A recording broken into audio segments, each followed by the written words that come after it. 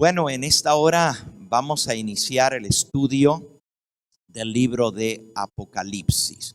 Y quiero que ustedes abran sus Biblias justamente en el capítulo 1 del libro de Apocalipsis. Apocalipsis capítulo 1 dice así, el versículo 1 al 3.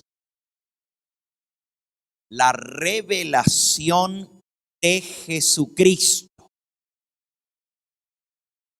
¿La revelación de quién?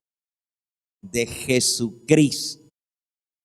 De ahí viene el nombre de Apocalipsis. En realidad el nombre del libro es un título griego. El libro de Apocalipsis lo escribió el apóstol San Juan en la isla de Patmos y lo escribió en el idioma griego, que era el idioma mundial en aquella época. Y la palabra Apocalipsis quiere decir revelación, dar a conocer algo que estaba escondido, revelar, manifestar algo que estaba oculto. Y aquí se nos dice que es la revelación de ¿quién? Doblemente de Jesucristo. Primero, porque Él es el autor, Él es el revelador, Él es el que nos da esta información que es tan valiosa para el pueblo de Dios, no solo de aquellos días, sino también para estos días finales. Así que es revelación de Jesucristo, porque a través de Él viene el mensaje. Pero también el libro de Apocalipsis nos revela la persona de Cristo. Él es el héroe del libro de Apocalipsis. Él es aquel de quien habla el libro de Apocalipsis. Él es quien es exaltado, engrandecido para gloria de Dios Padre. Él recibe el honor, la gloria y la honra tal cual como lo hemos leído en nuestra lectura bíblica y como nuestra hermana Isabel cantó en su alabanza al Cordero. Sea toda la gloria, la honra y el poder. Sigue diciendo, la revelación de Jesucristo que Dios le dio. El origen es el Padre. A través de Jesucristo viene esta revelación para manifestar a sus siervos, los profetas, las cosas que deben suceder pronto.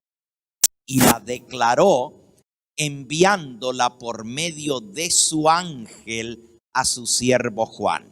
Del Padre a Jesucristo, de Jesucristo al ángel, del ángel al apóstol Juan, y el apóstol Juan lo escribe y lo envía a las iglesias, así como se le dio la orden en el versículo 11. Jesús le dijo, versículo 11, yo soy el alfa y la omega, el primero y el último. Escribe en un libro lo que ves y envíalo a las 7 iglesias que están en Asia, a Éfeso, Esmirna, Pérgamo, Tiatira, Sardis, Filadelfia y la Odisea. Así que la orden fue de parte de Cristo a Juan que él escribiera en un libro todo lo que él veía y que lo enviara a esas 7 iglesias a quienes iba dirigido el libro de Apocalipsis. Esas 7 iglesias son representativas de todo el pueblo de Dios a lo largo de la historia y realmente ocupan todo el período de la historia, desde la época de Juan hasta los días finales de la historia de este mundo. Gracias a que Juan lo escribió y lo mandó, las iglesias salvaguardaron, cuidaron con mucho amor, con mucha precaución esos escritos inspirados por el Espíritu Santo, y nos ha llegado hasta nosotros el libro de Apocalipsis, hoy ya traducido a nuestro idioma y parte de la santa palabra de Dios, el último libro de las Sagradas Escrituras. Si volvemos a la introducción del libro de Apocalipsis, nos dice en el versículo 2, en el 1 terminaba diciendo que Jesús la envió por medio de su ángel a su siervo Juan. Ahora el versículo 2 dice, Y Juan ha dado testimonio de la palabra de Dios y del testimonio de Jesucristo y de todas las cosas que él ha visto. Así que el Señor le mostró las visiones, le habló y él escribió lo que vio, lo que oyó y lo que le fue revelado. Y dice que Juan dio testimonio de la palabra de Dios y del testimonio de Jesucristo. El libro de Apocalipsis tiene gran cantidad de información de la palabra de Dios. Es más, el libro de Apocalipsis es el libro que más cita el resto de la Biblia. Como fue el último que se escribió, sobre todo el Antiguo Testamento.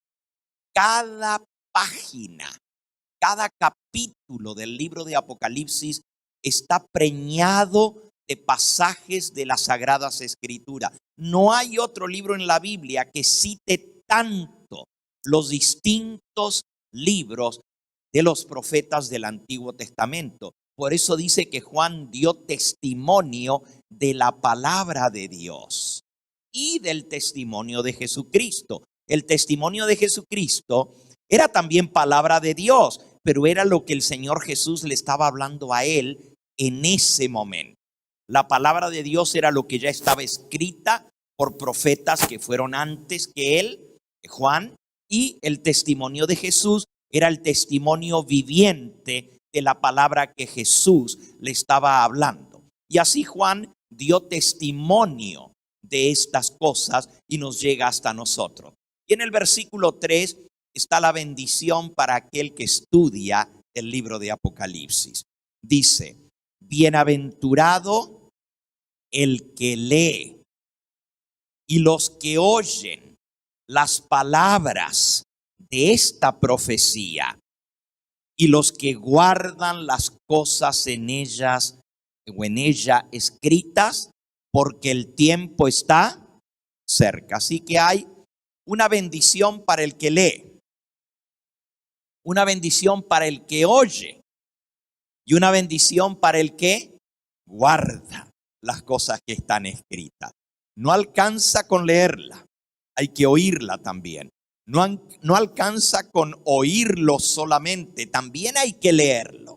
Y finalmente hay que poner en práctica lo que oímos y lo que leemos, la palabra de nuestro Dios, para recibir la bendición que el Señor ofrece sábado. Por eso, en total, vamos a dar 10 temas del libro de Apocalipsis. No lo vamos a terminar. Así como nos pasó con Daniel, ¿verdad? Que tuvimos que dar una serie y luego otra para poder completar.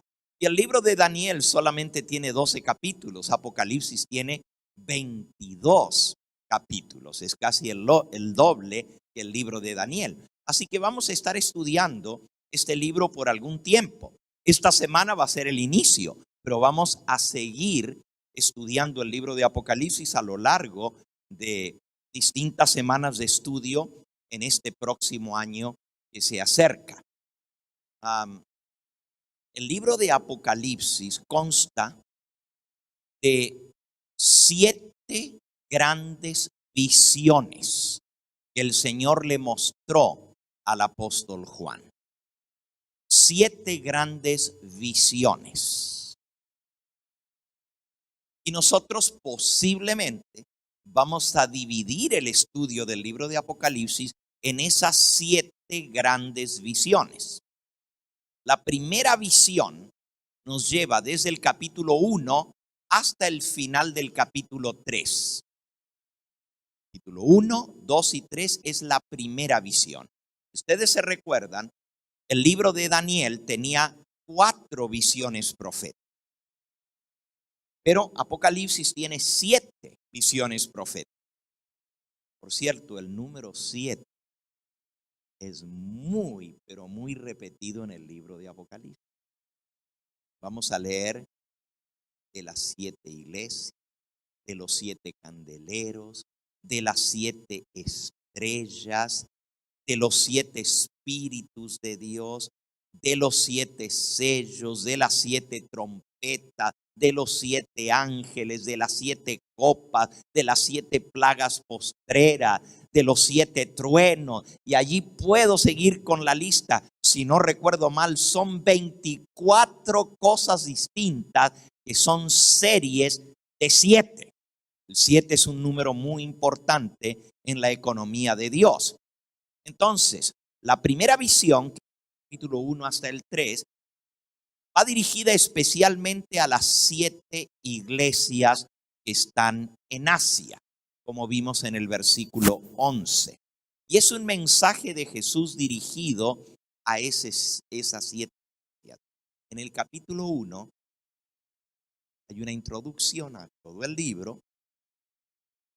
Hay un saludo. Y vamos a leerlo. Leímos ya la introducción de quién viene la revelación y la orden que Jesús le dio a Juan y la bendición para el que lo estudia, lo lee y lo pone por obra. Les decía que para que recibamos la triple bendición, nosotros queremos que ustedes oigan, pero que también lean. Por eso vamos a tener durante toda la semana la pantalla aquí para que ustedes puedan ir leyendo, porque se queda más lo que leemos y oímos que solo lo que oímos. Pero también ustedes traigan sus Biblias porque van a querer marcar, van a querer hacer anotaciones en lo que vamos a ir aprendiendo.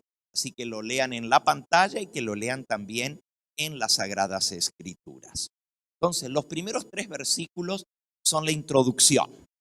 Y luego viene la salutación. La salutación es los saludos que se envían a través de este libro. Versículo 4.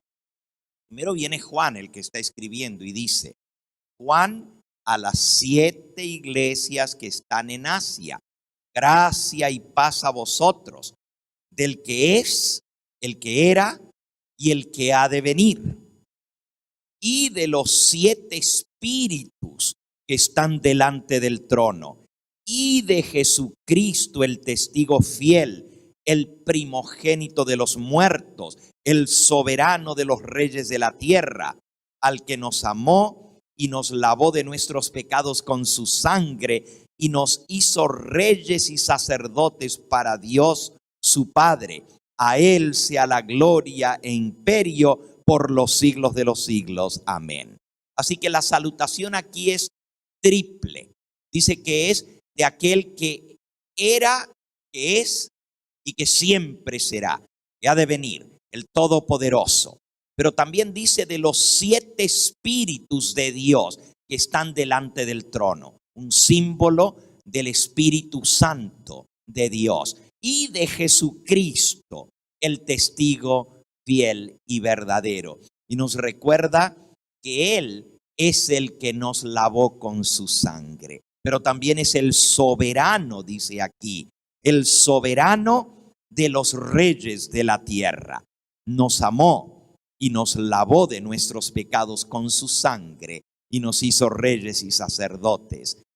A él, dice el versículo 6, sea la gloria, el imperio por los siglos de los siglos. Así que si ustedes ven, Cristo, si bien Dios el Padre es la fuente de todo, del cual procede, Jesucristo es aquel que es exaltado, glorificado por lo que hizo por nosotros en el libro de Apocalipsis. La gloria, la honra, el imperio, el poder, sean todos para Cristo, obviamente, porque esto trae gloria a Dios Padre.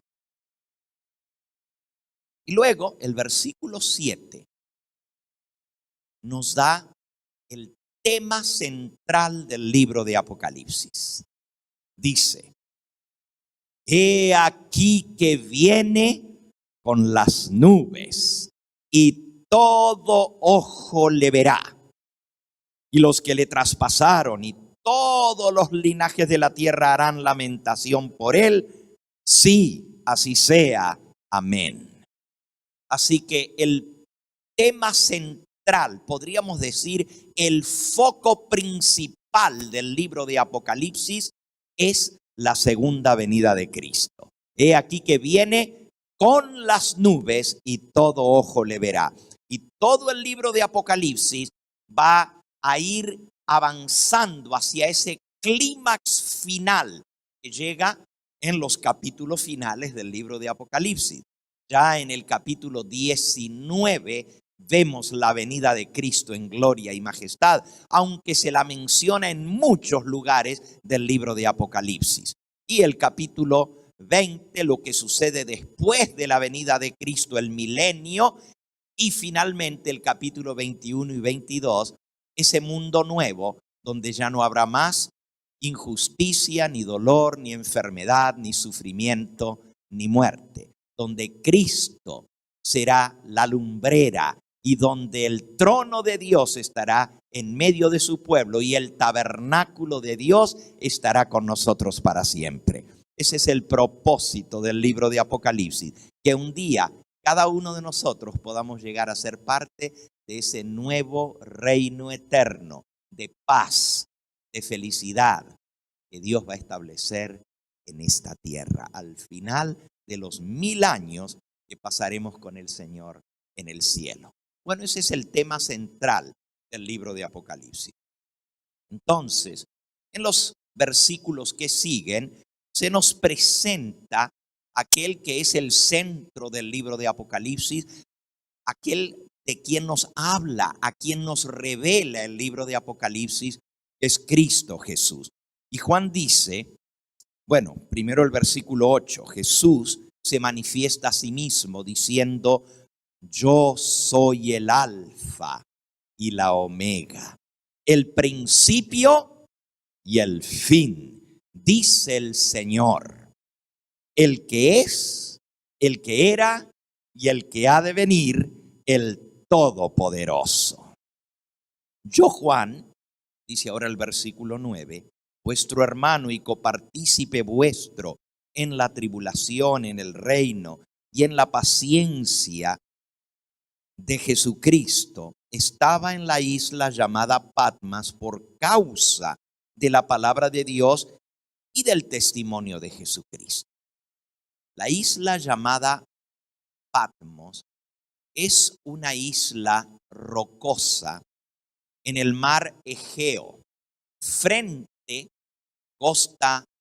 a la costa de la ciudad capital de la provincia romana de Asia Menor, Éfeso.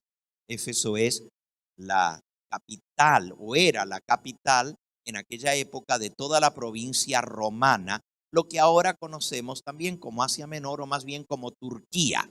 Las 7 iglesias a las cuales se dirige el libro de Apocalipsis y que son representativas del pueblo de Dios a lo largo de toda la historia, las 7 iglesias estaban en lo que hoy en día se llama Turquía.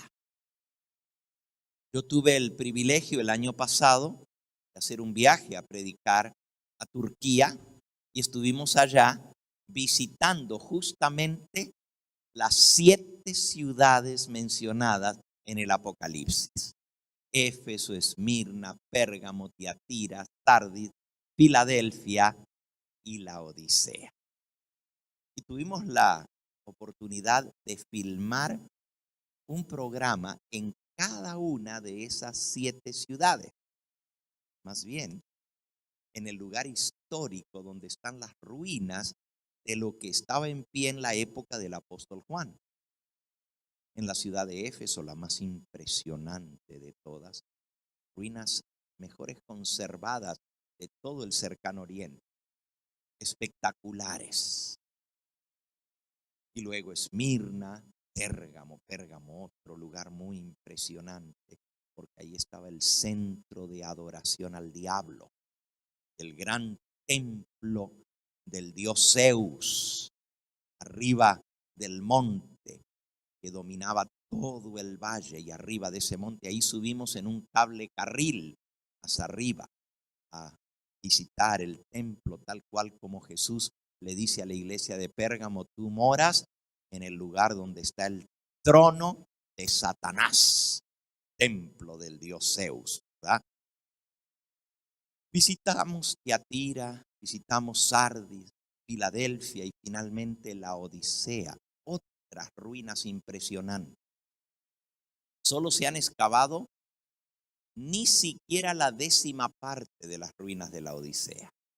Ni la 10ª parte. Y ya lo que hay lo deja uno boquiabierto. Ciudad, bueno, la de Éfeso es la más impresionante por lo bien que están conservadas las ruinas, ¿verdad? Porque tiene edificios preciosos al estilo griego, gótico, ¿verdad? Al estilo, solamente viéndolo uno puede entender la hermosura de lo que es Éfeso. Pero la Odisea era una ciudad mucho más moderna, era una ciudad mucho más extendida, mucho más grande, estaba en una meseta. Y era una ciudad, aún para aquella época, y aún para los días de hoy podríamos considerarla una ciudad muy avanzada. La Odisea tenía, estoy hablando 2000 años atrás, tenía agua corriente por tubería en todas las. Estamos hablando de 2000 años atrás. Todavía en México y en algunos de nuestros otros países, las casas no tienen agua corriente. Y ya la ciudad de la Odisea en esa época tenía, pero no solamente tenía agua corriente, que usted abría la llave y tenía agua en la casa, le salía agua caliente y agua fría, porque tenía una terma y habían entubado el agua caliente de esas aguas termales de la Odisea y las llevaban por cañería a todas las casas principales, pues los que podían pagar por la tubería, ¿verdad? Pero todas las casas de los nobles y de las personas más acomodadas que tenían propiedad propia, tenían agua caliente en sus casas. Estoy hablando de 2000 años atrás. Bueno, podría contarles mucho de cada una de esas 7 ciudades, todas impresionantes. En realidad, esta semana yo no voy a tratar la primera visión de Juan, que es los mensajes a las 7 iglesias. No voy a tratar eso esta semana, porque este servidor pues está terminando la grabación de lo que son las 7 iglesias y los 7 mensajes del Apocalipsis. Y esa serie va a venir acompañada de lo que filmamos allá en cada una de esas 7 iglesias. Y ustedes lo van a poder escuchar, estudiar esos 7 mensajes a la luz de las escenas que pudimos filmar en ese lugar. Eso va a estar listo, Dios mediante, en unas semanas más. Estamos trabajando en eso. Por eso no voy a repetir ese estudio. Yo sé que al estudiar el libro de Apocalipsis, lo lógico sería comenzar en el capítulo 1 y seguir hasta el 22. Pero como ya los primeros 3 capítulos los hemos filmado, están listos, se los vamos a hacer disponibles a ustedes para que ustedes los puedan también estudiar. Hoy vamos a iniciar la segunda visión de Juan, que comienza en el capítulo 4 en adelante. Pero quiero, antes de que vayamos allí, hacer 2 cosas. Número 1, leer el final del capítulo 1, porque nos presenta a Cristo. La visión que tuvo Juan de Jesús, el centro del libro de Apocalipsis.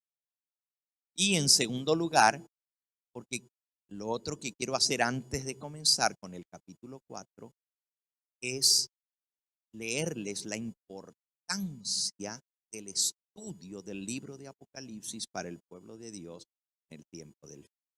Entonces, voy a ir a eso primero, a la importancia del estudio del libro de Apocalipsis, y luego vamos a leer la visión de Jesús en el capítulo 1, y de allí nos vamos a saltear los 7 mensajes a las 7 iglesias y vamos a ir directamente a la segunda visión de Juan, comienza en el capítulo 4. Vayamos entonces a leer por un momentito algunos párrafos del don profético. La mensajera del Señor en el libro Testimonios para los Ministros en el capítulo titulado La importancia del estudio de los libros de Daniel y Apocalipsis. Eso se encuentra en Testimonios para los Ministros, desde la página 109 hasta la 116. O sea, son 7 páginas que nos muestra la importancia del estudio del libro de Apocalipsis. No voy a leer las 7 páginas, pero voy a escoger algunas declaraciones de la pluma inspirada para que entendamos la importancia de este estudio que estamos iniciando el día de hoy.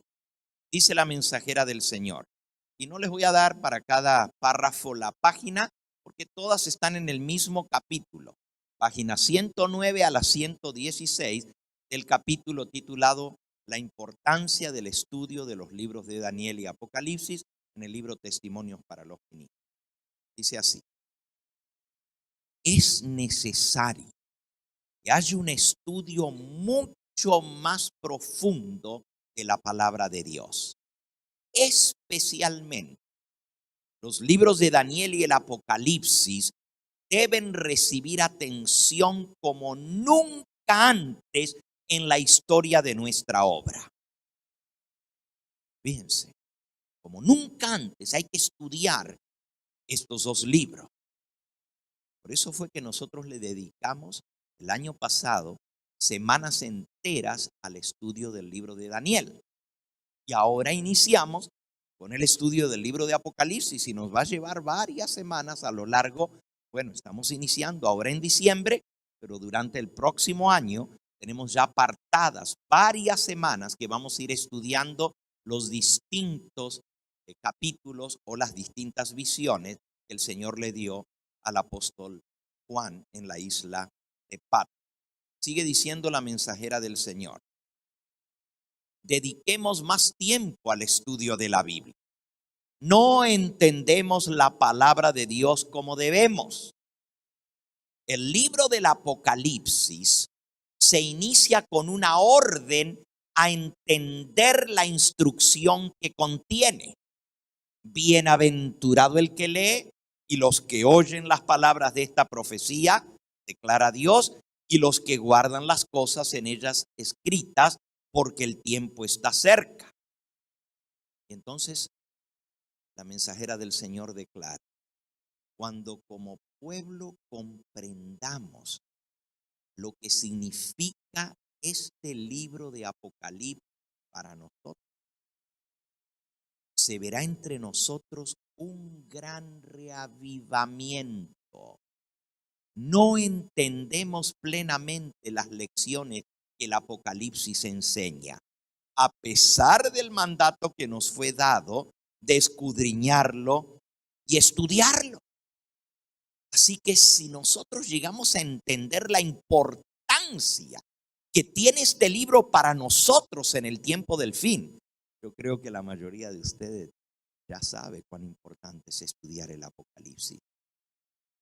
Pero si nosotros lo entendemos a cabalidad, dice que esto va a traer un reavivamiento en la iglesia. No vamos a ser iguales que antes. Saben, es triste porque el mundo cristiano en general casi no estudia el libro de Apocalipsis. Los que me están escuchando por el canal y no tienen la dicha de asistir a una iglesia del Evangelio Eterno en la cual sí se estudia Daniel y Apocalipsis, podrán confirmar lo que estoy diciendo. La mayoría de las iglesias cristianas le prestan muy poca atención al Apocalipsis. Algunas ni lo estudian. Otras dicen, no, es muy complicado. Otras dicen, no, la gente se asusta estudiando el libro de Apocalipsis.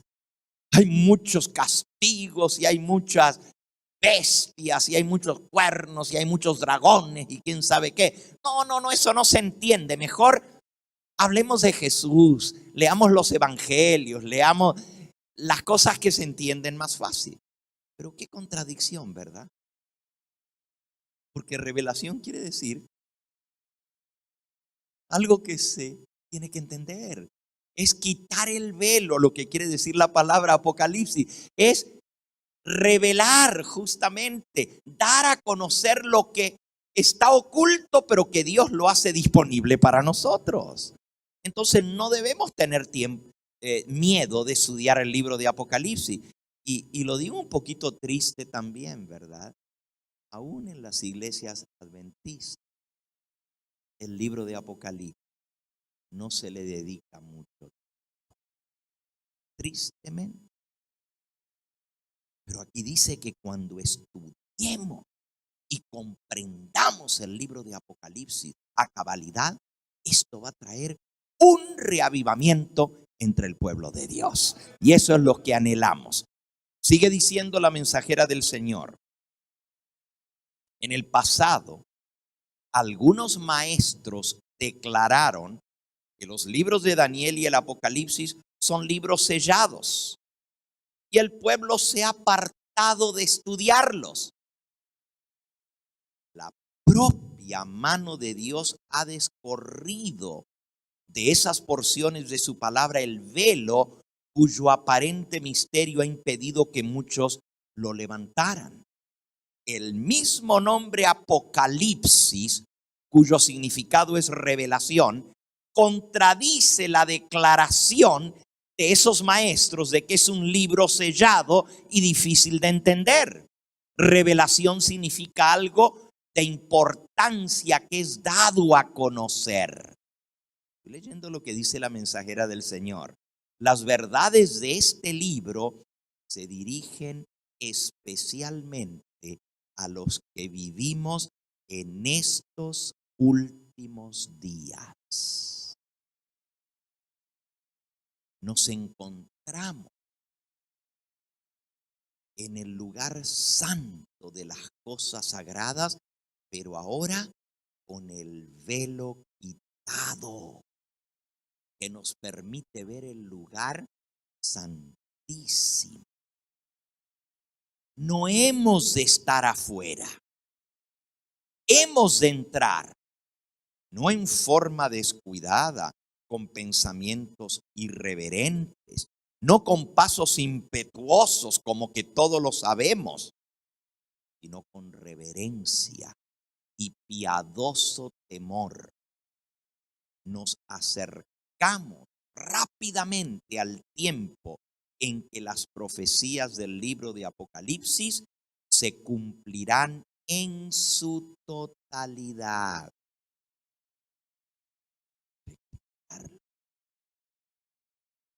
Cuando el libro de Apocalipsis sea mejor comprendido, los creyentes tendrán una experiencia religiosa completamente distinta. Wow, ¿tú quieres una experiencia religiosa completamente distinta de lo que tienes ahora? ¿Tú quieres salir de esa rutina de simplemente leer y estudiar y venir a la iglesia y como que no hay nada más? Cuando el libro de Apocalipsis sea mejor entendido, todos los que lo estudien y lo comprendan tendrán una experiencia religiosa completamente distinta, dice la sierva de Dios. Recibirán tales vislumbres de los portales abiertos del cielo, que la mente y el corazón serán impresionados con el carácter que todos debemos desarrollar a fin de comprender la bendición que será la recompensa de los de corazón puro.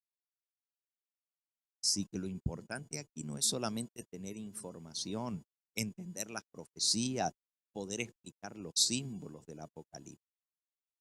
Es desarrollar el carácter que es necesario para poder pasar por esas escenas que describe el Apocalipsis, que ya están cerniéndose sobre nosotros, y poder un día caminar a velo descubierto en la misma presencia y ver la cara de Dios.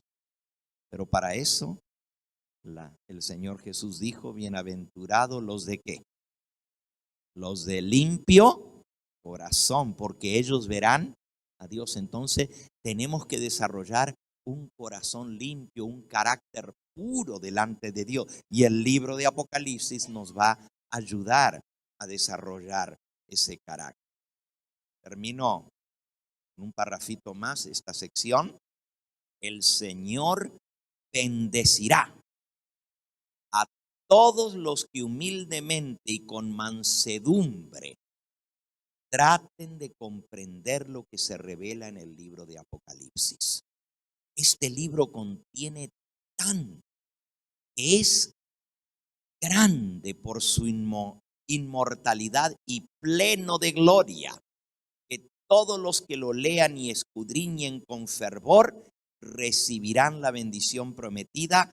Aquellos que oyen las palabras, que leen la profecía y que guardan las cosas en ella escritas. Y termina diciendo: estudiad el Apocalipsis en relación con Daniel, porque la historia se repetirá. Nosotros, con todas nuestras ventajas religiosas, debiéramos saber hoy mucho más de lo que sabemos. Miren lo que sí. Los ángeles desean mirar las verdades que les son reveladas al pueblo, que con corazón contrito investiga la palabra de Dios y ora para obtener mayores longitudes y anchuras y profundidades y alturas del conocimiento que solo el Señor puede dar. Los ángeles se acercan en torno de aquellos que estudian el libro de Apocalipsis. ¡Wow! Los ángeles les gusta estudiar el libro de Apocalipsis. Y donde quiera que el libro de Apocalipsis se estudie y se profundice en él, va a haber cantidad de ángeles que van a venir a escuchar lo que vamos a estar estudiando juntos. Entonces, ojalá que los bancos esta semana no se llenen nomás de ángeles. Porque si los ángeles que están en la misma presencia de Dios van a venir a escuchar lo que vamos a estudiar, cuánto más nosotros, seres mortales, que necesitamos más luz y más conocimiento, porque los ángeles tienen la luz en su rostro, están en la presencia de Dios, pero ellos quieren acercarse a donde se está estudiando el libro de Apocalipsis. Entonces nosotros no debemos perder la oportunidad que Dios nos da de ahondar en estas verdades. Termina diciendo: al acercarnos al fin de la historia de este mundo, las profecías que se relacionan con los últimos días exigen especialmente nuestro estudio. El último libro del Nuevo Testamento, obviamente el Apocalipsis, se halla lleno de una verdad que necesitamos entender. Satanás ha cegado las mentes de muchos, de manera que se alegrarán de cualquier excusa para no venir a estudiar el libro de Apocalipsis y hacerlo su tema de investigación. Ajá. ¿Escuchaste bien? El diablo tiene las mentes cegadas de su pueblo para que se alegren de cualquier excusa para no venir. Vamos a ver quién va a ganar esta semana. Si va a ganar Cristo, el soberano de los reyes de la tierra, el todopoderoso, o el diablo se va a salir con la suya. Y la excusa, aquí dice, se van a alegrar de tener excusas para no venir a estudiar el libro de Apocalipsis. Es que termina muy tarde. Buena excusa. Es que yo tengo que madrugar por la mañana. Es que hace frío o hace calor o quién sabe cuántas excusas ponemos. Es que tengo que cuidar a los nietos.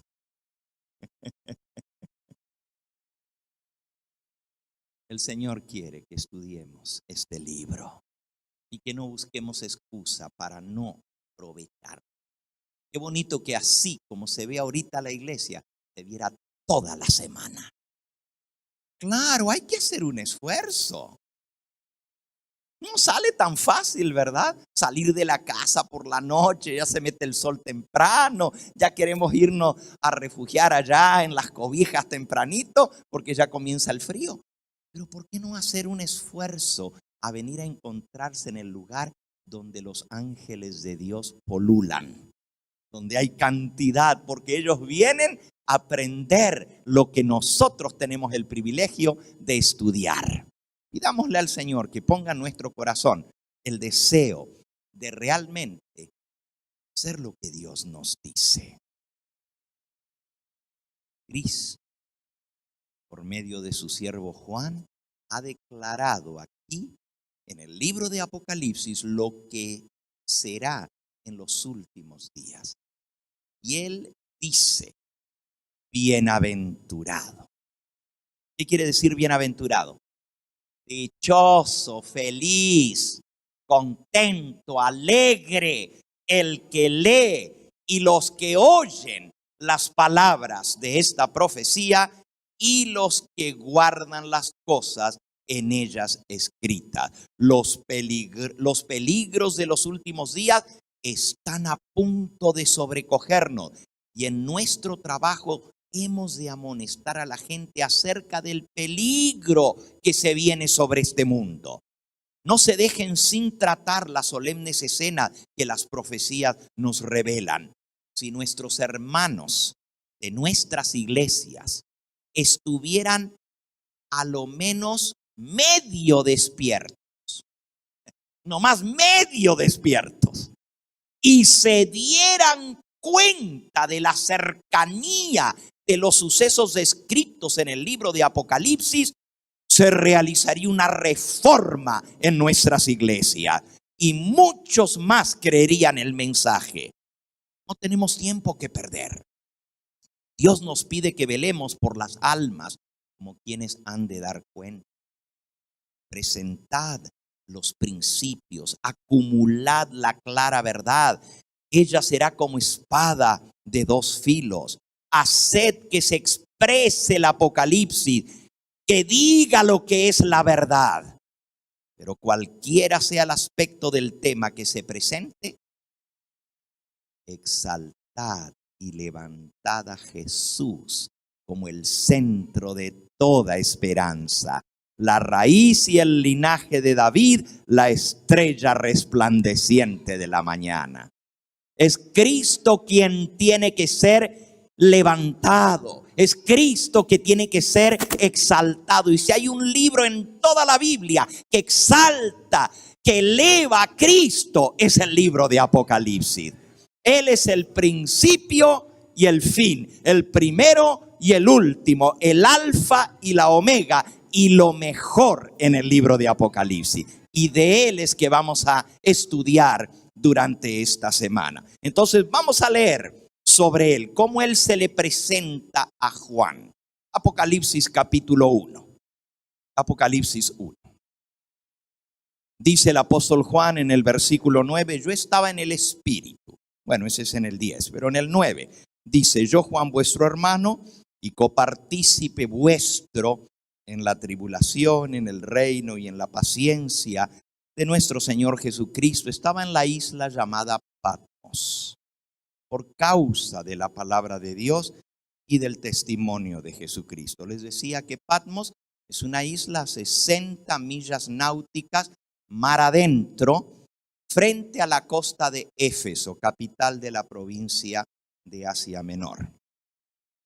Era una colonia penal, era una cárcel en la época del Imperio Romano. Ahí solamente vivían presos. Y obviamente Juan está preso. Copartícipe vuestro en la tribulación y en la paciencia. Y fue echado allí por predicar la palabra de Dios y por el testimonio que Jesús le había dado. Por predicar lo que dice la Biblia y lo que Jesús le revelaba. El emperador romano, Diocleciano, lo desterró a esa isla rocosa, casi sin árboles. Hoy en día está más bonita que hace 2000 años atrás, porque es un lugar turístico.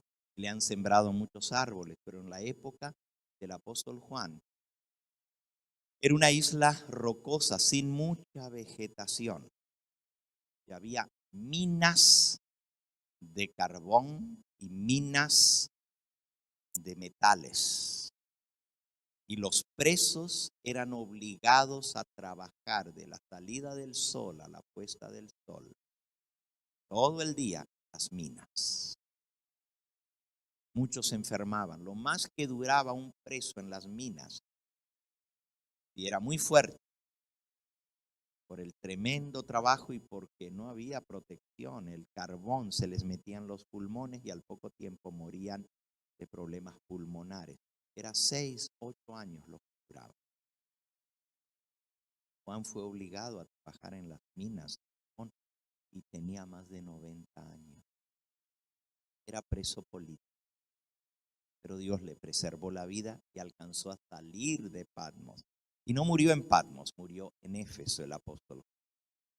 Pero él dice que él estaba, versículo 10, yo estaba en el Espíritu en el día del Señor.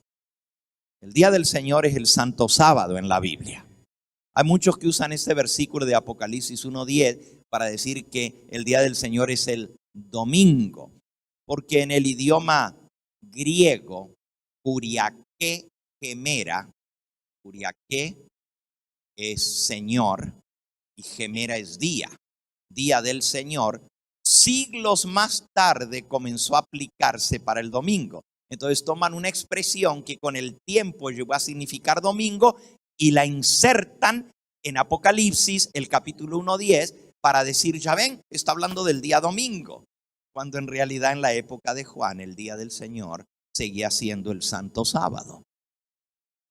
La mensajera del Señor nos cuenta cómo ese viejecito, ya de pelo blanco, ya mayor de edad, suplicó a los guardias que no lo obligaran a trabajar en las horas del Santo Sábado, que él quería descansar. En el Imperio Romano los trabajaban los 7 días. Él ya estaba mayor. Debieran haber tenido consideración de él tan solo por su edad, más de 90 años. Pero le cayó bien al guardia, porque era un viejito muy servicial. Para todo se prestaba. Para lo que los demás no querían hacer, limpiar baños, cocinar para los presos, él corría, a pesar de ser mayor. Y eso le ganó la buena voluntad de los guardias. Y finalmente, no después de haber pasado, toda la isla era una cárcel, no se podían ir a ninguna parte. Pero aparte de eso, dentro de la isla había una celda. Era una caverna en la roca, allá donde estaban las minas, un lugar que le habían puesto barrote, y allí los metían a los rebeldes, a los que se portaban mal o no querían trabajar. Allí los metían a pan y agua por varios días como castigo. Allí pasó Juan bastantes días solo porque no quería trabajar en sábado. Pero finalmente se ganó confianza de los guardias y ya decían, a él no lo obliguen a trabajar en sábado porque aunque lo maten no va a trabajar. No lo van a hacer trabajar, así que mejor dejémoslo. Pero le decían, no estés por aquí donde están los presos porque te ven y entonces van a decir, ay, ¿por qué él sí y nosotros no? Así que le decían, vete lejos, vete a la playa. Y Juan, feliz de la vida, se alejaba de todo, se iba a la playa en las olas y allí pasaba en comunión con el Señor. Y uno de esos sábados que él estaba en comunión con Cristo, dice, yo estaba en el Espíritu en el día del Señor y oí detrás de mí una gran voz como de trompeta que decía, versículo 11, yo soy el alfa y la omega, el primero y el último, Escribe en un libro lo que ves y envíalo a las 7 iglesias que están en Asia, a Éfeso, Esmirna, Pérgamo, Tiatira, Sardis, Filadelfia y la Odisea.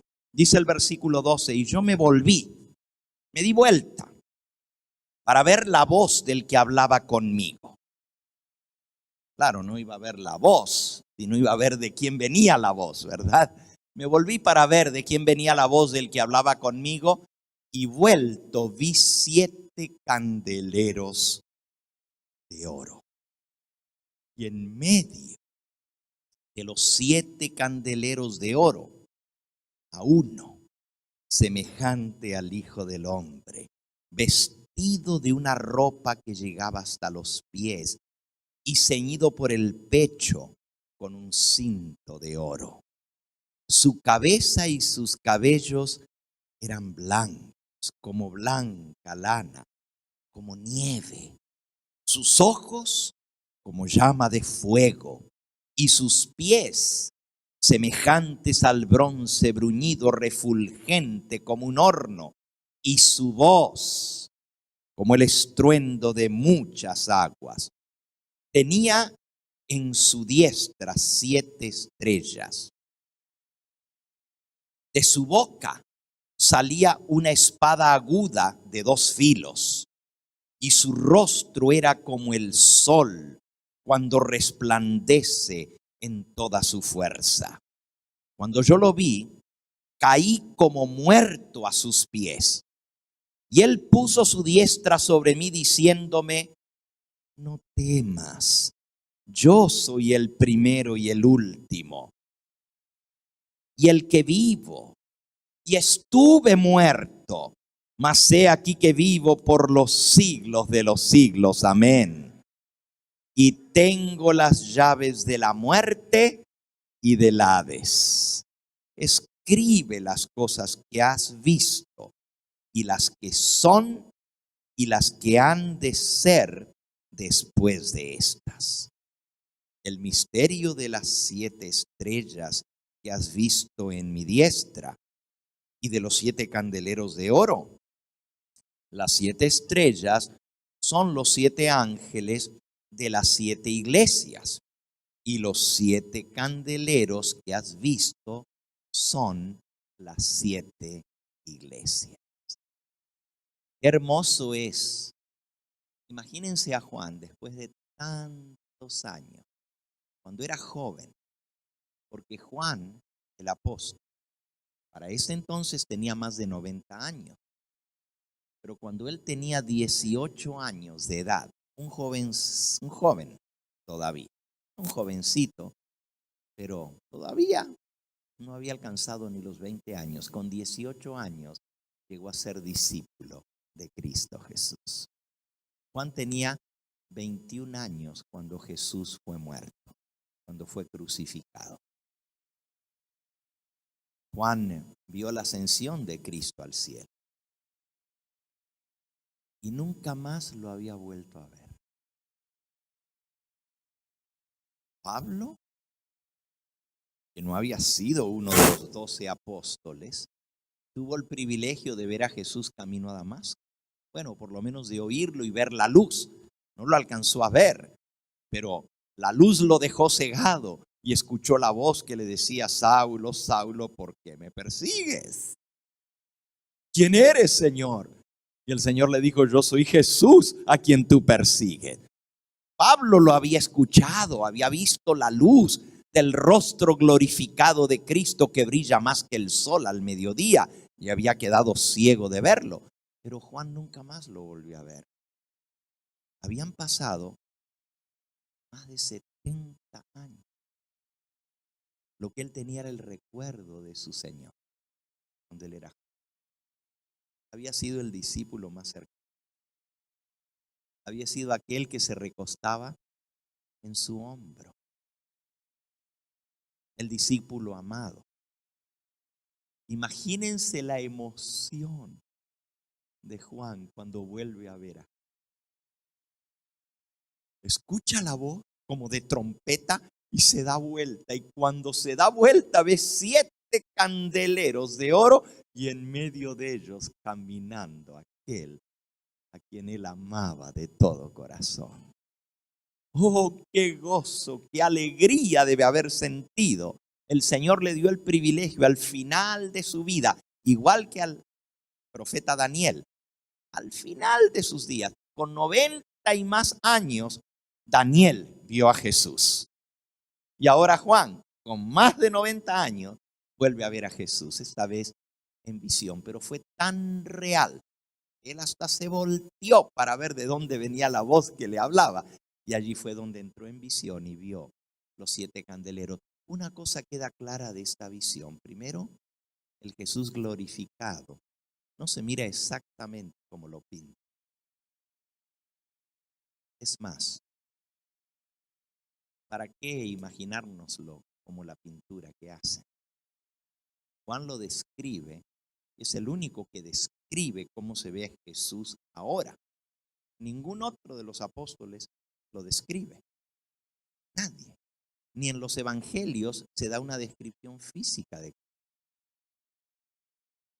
Aún los que lo conocieron personalmente, ninguno se tomó el tiempo de describirlo físicamente.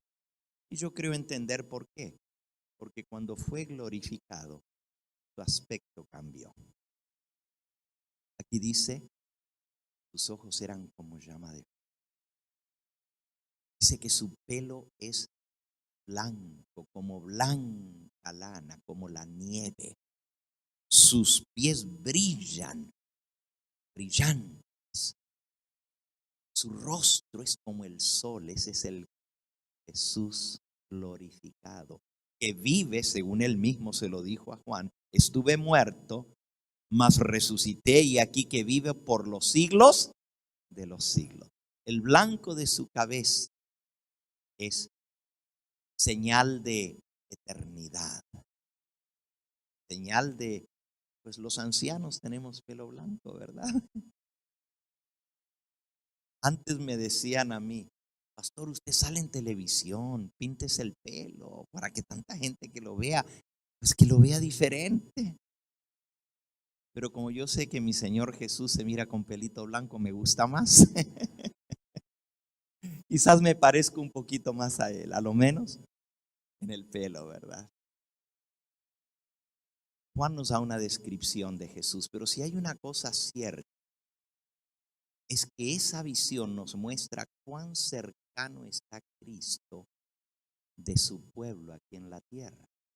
Porque los 7 candeleros representan las iglesias, el pueblo de Dios, a lo largo de los siglos. Y al estudiar las 7 iglesias, entendemos que son representaciones de 7 períodos de la historia de la iglesia cristiana. Pero Jesús se pasea en medio de los candeleros de oro. Y Él trae las estrellas en su mano. Y las estrellas son los mensajeros, son los dirigentes de esas iglesias. ¡Wow! ¡Qué privilegio! El Señor Jesús me trae en su diestra, en medio de su palma. Así nos quiere el Señor Jesús. Y sus ministros somos especiales para Él, porque escuchamos, entendemos su palabra y la enseñamos a otros. Somos como estrellas. Así lo dice Daniel capítulo 12 y versículo 3. Los entendidos resplandecerán como el resplandor del firmamento, y los que enseñan la justicia a la multitud brillarán como estrellas a perpetua eternidad. Y Jesús dice que los ángeles, los mensajeros de las iglesias, son estrellas en la diestra, en la mano derecha de Cristo.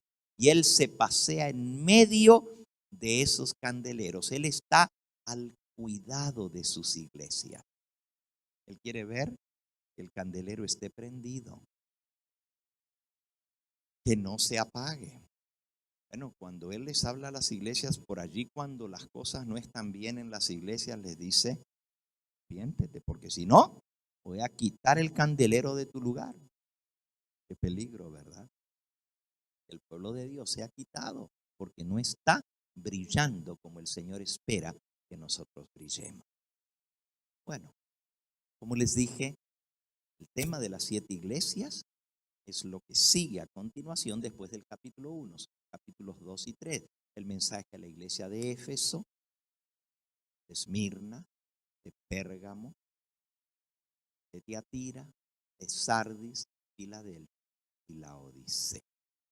Esos 7 mensajes nos llevan a lo largo de toda la historia lo que habría de pasarle al pueblo de Dios en esos periodos de la historia. Y es muy interesante que son 7. Ahora, había muchas iglesias en Asia, pero el Señor escogió 7, porque esas 7 representaban al pueblo de Dios a lo largo de 7 etapas, desde la época del apóstol Juan, en el primer siglo, hasta el final, hasta la última iglesia, que es la iglesia de la Odisea. Esa es la última iglesia. Y nosotros estamos viviendo en ese periodo. Es la última. ¿Ustedes saben lo que quiere decir la Odisea? El nombre de las iglesias, cada uno de esos nombres son simbólicos del periodo y de la experiencia de esa iglesia. Por eso el Señor Jesús escogió esas 7 iglesias. Los nombres de las iglesias representan la experiencia por la cual esas iglesias habrían de pasar. Y ahora podemos decir, pasaron, porque ya pasaron esos 7 periodos. Estamos en el último. La Odisea viene de 2 palabras griegas que quiere decir laos, pueblo, y disea viene del verbo dikaiō, griego, que quiere decir juzgar. El pueblo juzgado o el pueblo del juicio. Este es el pueblo de Dios que habría de pasar por la última etapa de la historia de este mundo, cuando se está celebrando el juicio de Dios en el santuario celestial, la última iglesia.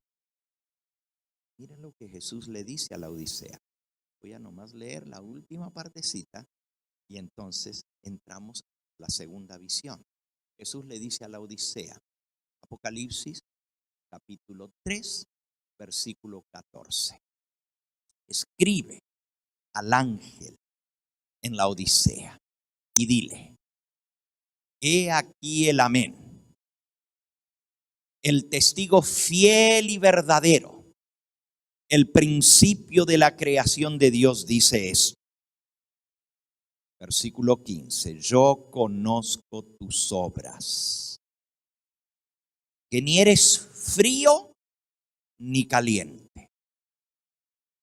Ojalá fueses frío o caliente, pero por cuanto eres tibio y no frío ni caliente, te vomitaré de mi boca. Porque tú dices: yo soy rico y me he enriquecido y de ninguna cosa tengo necesidad, y no sabes que tú eres un desventurado, miserable, pobre, ciego y desnudo.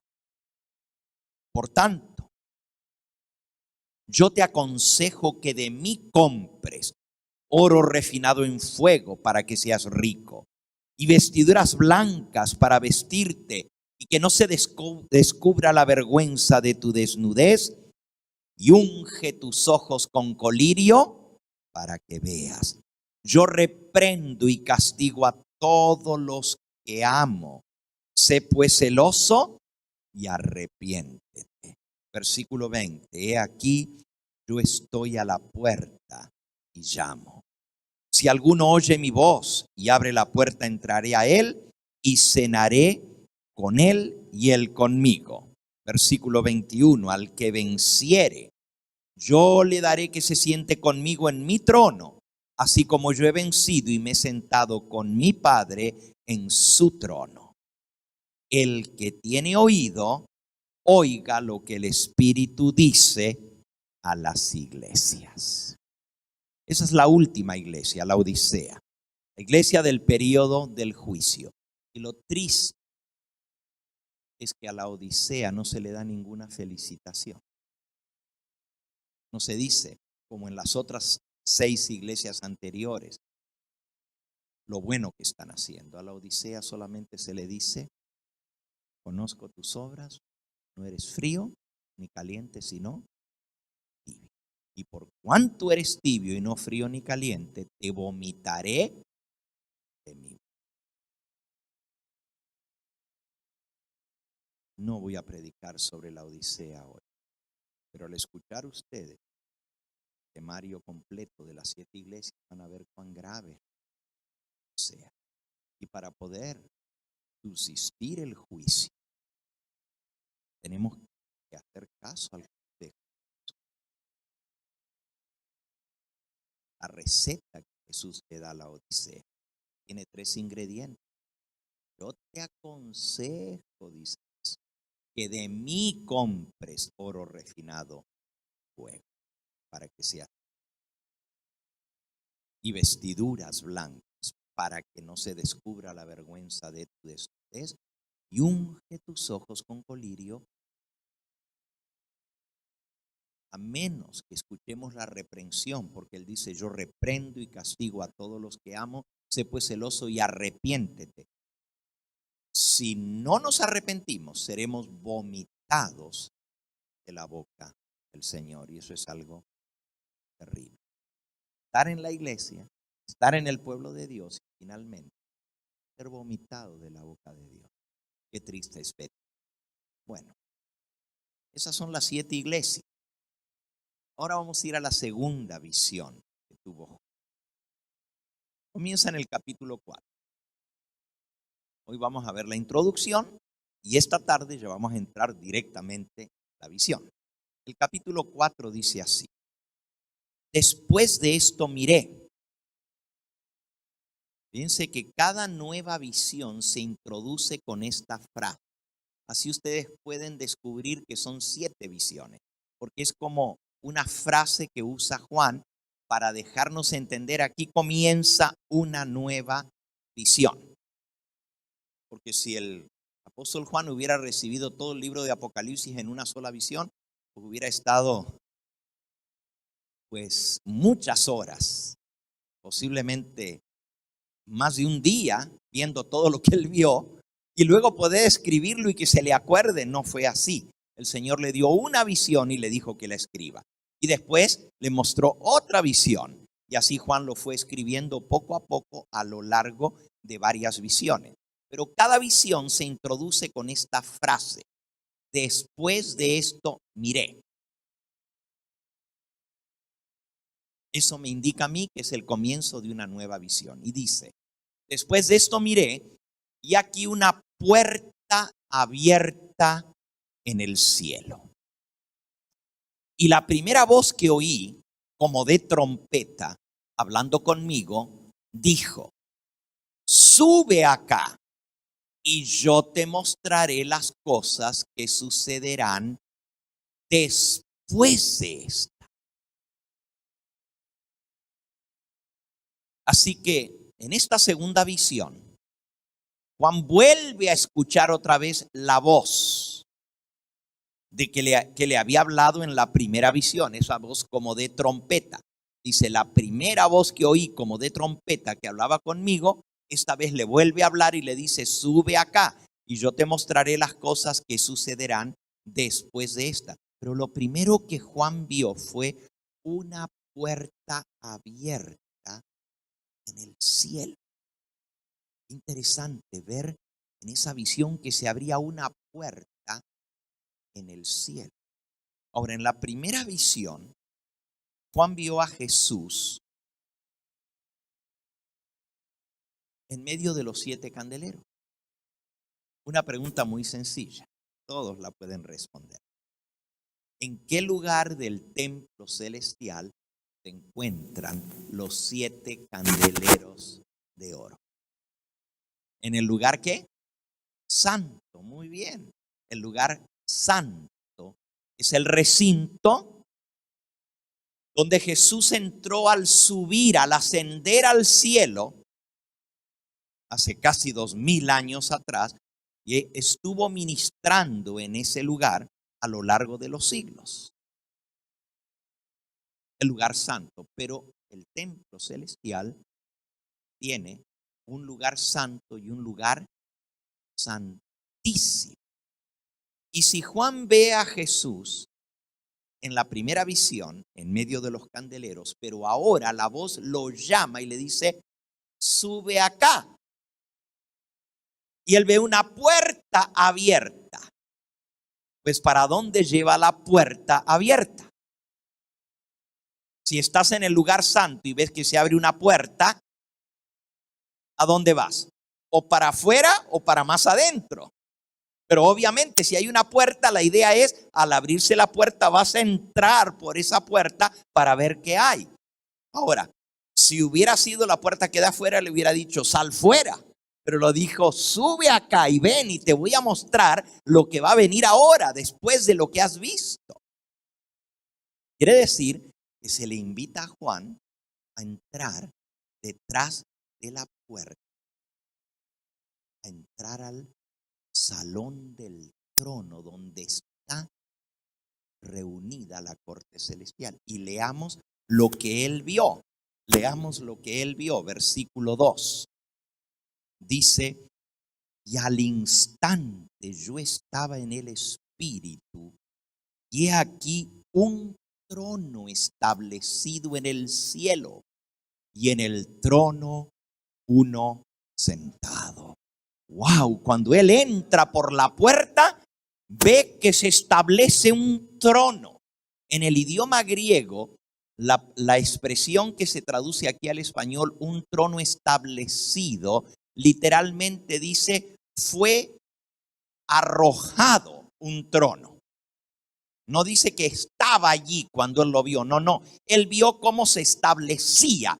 En español lo tradujeron establecer, pero en griego dice literalmente fue puesto en el lugar, como arrojado en el lugar, como que venía y lo asentaron.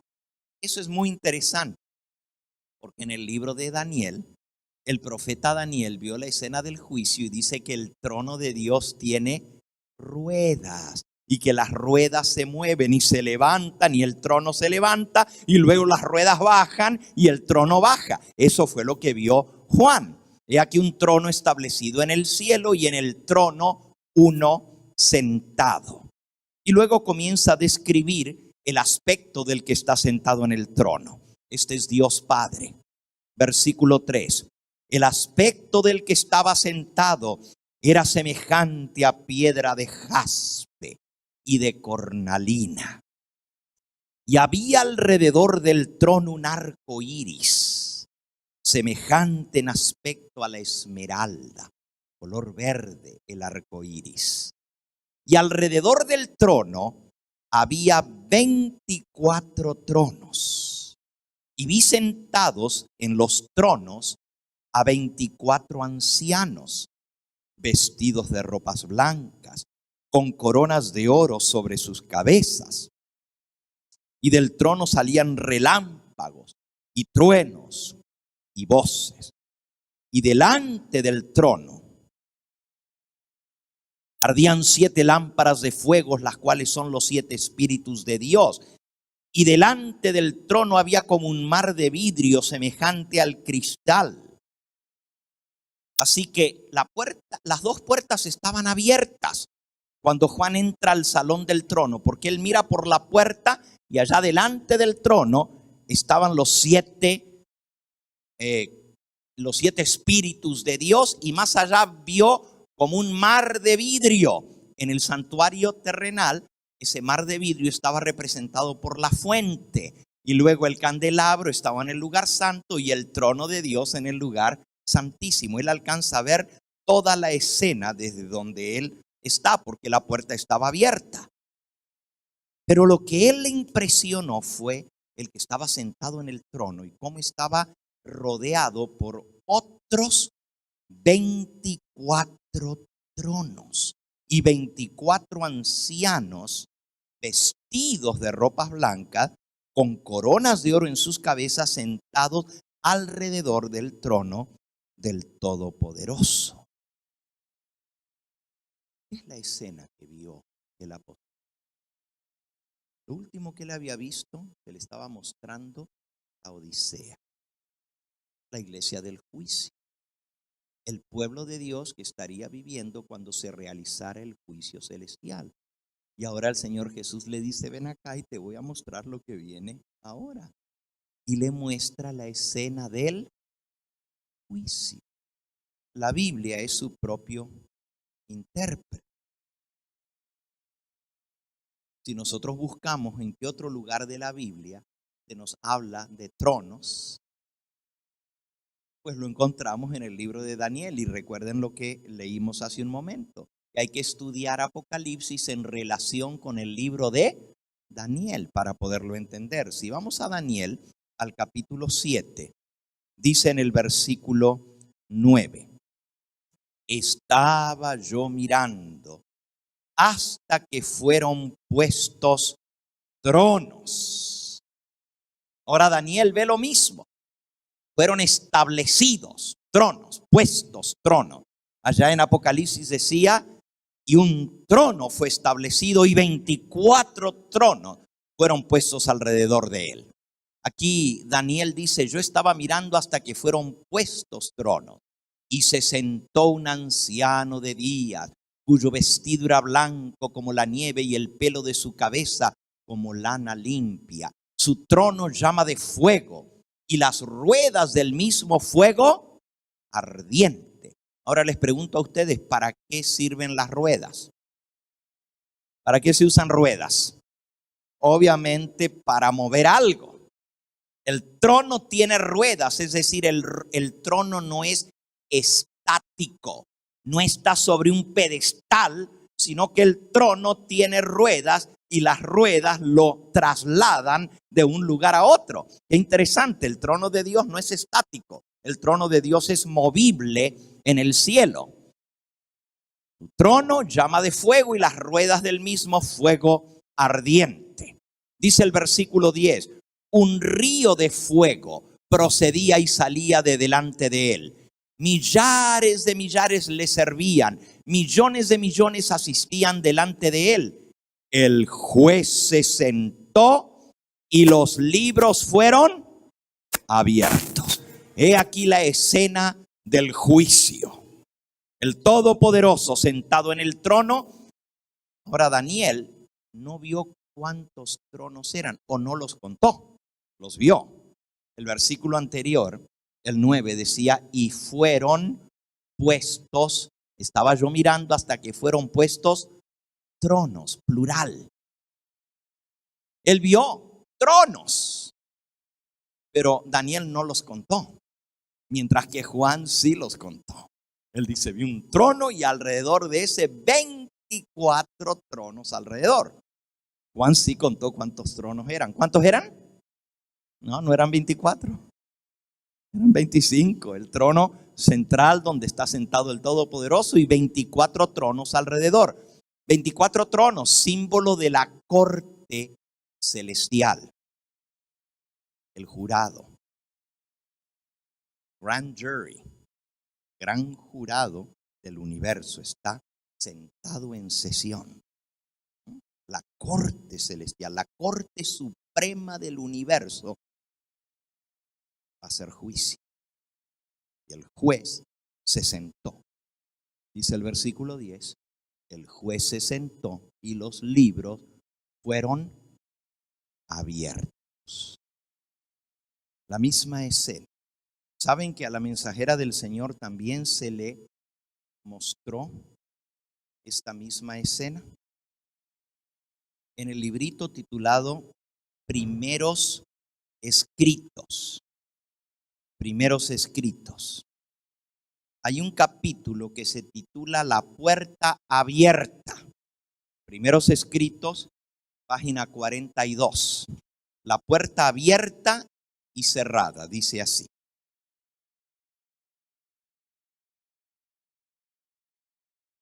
El sábado 24 de marzo de 1849, tuvimos con los hermanos de Towson, estado de Maine, una reunión muy agradable e interesante.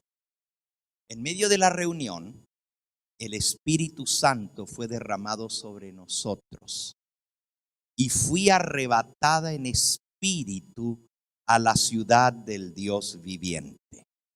Luego se me mostró que los mandamientos de Dios y el testimonio de Jesucristo acerca de la puerta cerrada no pueden separarse, y que el tiempo en que los mandamientos de Dios habían de resplandecer en toda su importancia, y cuando el pueblo de Dios había de ser probado acerca de la verdad del sábado, era cuando se abriese la puerta en el lugar santísimo del santuario celestial, donde está el arca que contiene los 10 mandamientos. Esta puerta no se abrió hasta que hubo terminado la mediación de Jesús en el lugar santo del santuario celestial en el año 1844.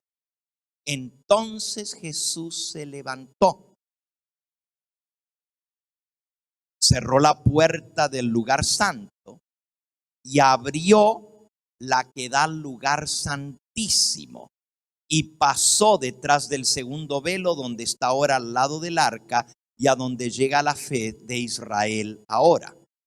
Vi que Jesús había cerrado la puerta del lugar santo y nadie podía abrirla, y que había abierto la puerta que da acceso al lugar santísimo y que nadie puede cerrarla.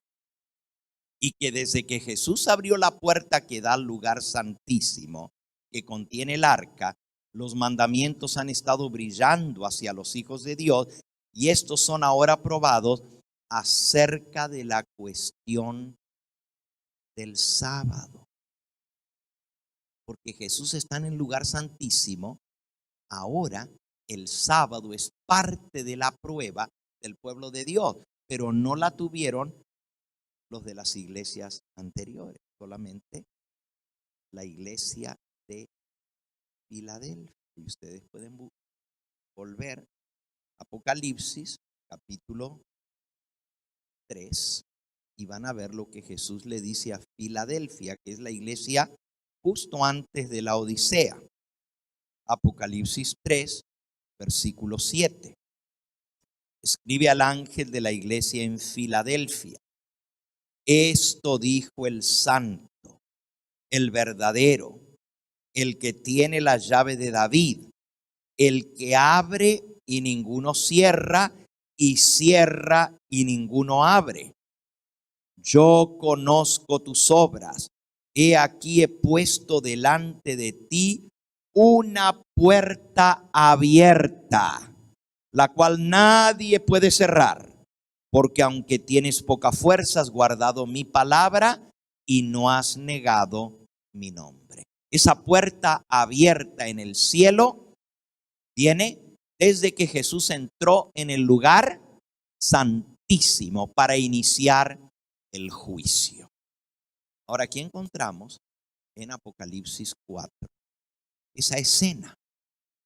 Muchos comentadores del libro de Apocalipsis ven la escena de Apocalipsis 4 como refiriéndose a la ascensión de Cristo al cielo y su entrada al lugar santo.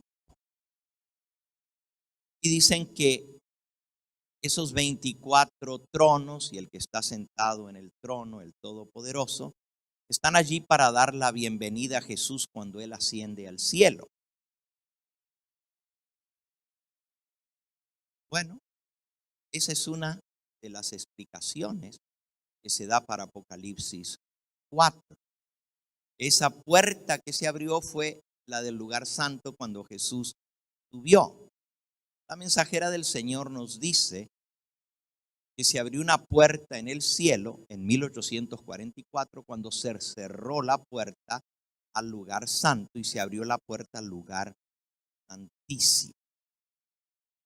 Sea como fuere, repito, yo no estoy para discutir con los que dicen que fue cuando Cristo ascendió al cielo, ni con los que dicen que fue cuando Cristo entró al lugar santísimo. Sea como fuere, nos presenta una escena solemne de el templo en el cielo y de Jesús llegando a presentarse ante el Padre. Esto lo vamos a ver en el 5.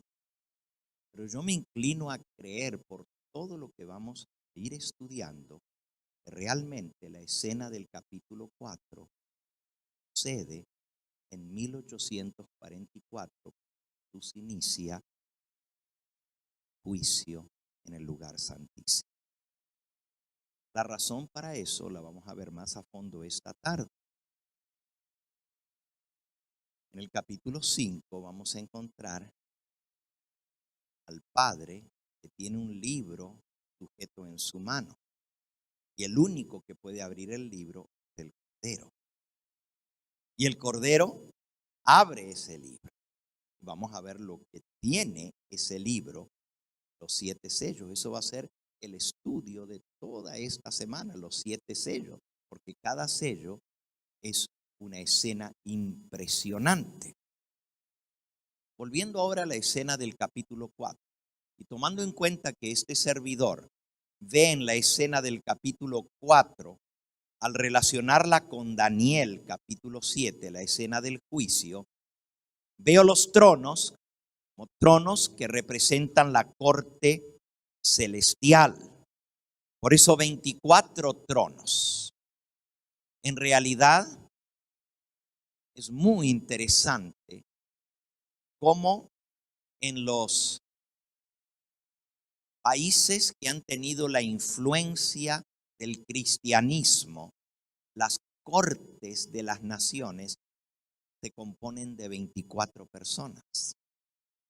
Aún hasta el día de hoy, las cortes escogen 24 personas inspiradas en este pasaje, porque es el único en toda la Biblia que habla de los 24 tronos, y Daniel que habla de tronos en plural. En el Antiguo Testamento encontramos que los levitas estaban divididos en 24 órdenes de levitas y servían en el templo divididos en 24 grupos que representaban a las 12 tribus de los hijos de Israel. Nuevamente, el pueblo de Israel conocía de la escena del juicio, conocía del gran día de expiación en que el pueblo era juzgado. Todo esto tiene relación con el juicio. Dice que en el trono había 24 ancianos. ¿Quiénes eran esos 24 ancianos? Bueno, en el capítulo 5 que vamos a estudiar esta tarde, encontramos que los 24 ancianos sirven en el santuario celestial. Dice el versículo 8 del capítulo 5, y cuando el Cordero hubo tomado el libro, los 4 seres vivientes y los 24 ancianos, estamos en Apocalipsis 5, versículo 8. Los 24 ancianos se postraron delante del Cordero. Todos tenían arpas y copas de oro llenas de incienso, que son las oraciones de los santos. Versículo 9. Y cantan un nuevo cántico diciendo: digno eres de tomar el libro y de abrir sus sellos, porque tú fuiste inmolado y con tu sangre nos has redimido para Dios de todo linaje y lengua y pueblo y nación, y nos has hecho para nuestro Dios reyes y sacerdotes, y reinaremos sobre la tierra. Así que aquí se le da la gloria y la honra al Cordero, y dice que los 24 ancianos se postran sobre sus rostros. Y si volvemos al versículo 9, dice: y cantan un nuevo cántico diciendo: digno eres de tomar el libro y de abrir sus sellos, porque tú fuiste inmolado y con tu sangre nos has redimido. Así que los 24 ancianos son seres redimidos. Redimidos es que una vez estuvieron perdidos. Son de los salvados. Son redimidos. Pero Juan los ve cuando se ponen los 24 tronos y se sientan sobre ellos, los ve en el cielo. ¿Cómo puede haber seres humanos redimidos en el cielo ahora? Si la Biblia nos enseña que todos los muertos están dormidos y están esperando el día en que el Señor regrese y los muertos en Cristo han de resucitar. Entonces, ¿cómo Juan ve a redimidos en el cielo para realizar el juicio? Bueno, los que creen que esa escena no está hablando del juicio, sino de la entrada de Cristo al cielo, tienen el mismo problema de explicar cómo hay redimidos en el cielo. Y lo explican diciendo que son ángeles y habitantes de otros mundos que están allí para dar la bienvenida a Cristo cuando Él regresa al cielo. Pero en realidad hay una explicación más bíblica y más directa. Nosotros sabemos que hay seres humanos que están en el cielo y que fueron redimidos por la sangre de Cristo. Y podemos leer de esto en el libro de San Mateo, en el capítulo 27, para ver quiénes son esos 24 ancianos. San Mateo, capítulo 27. Aquí está hablando de la muerte de Cristo. Dice en el versículo 50. Mas Jesús, habiendo otra vez clamado a gran voz, entregó el Espíritu. Y aquí el velo del templo se rasgó en dos, de arriba abajo, y la tierra tembló, y las rocas se partieron, y se abrieron los sepulcros.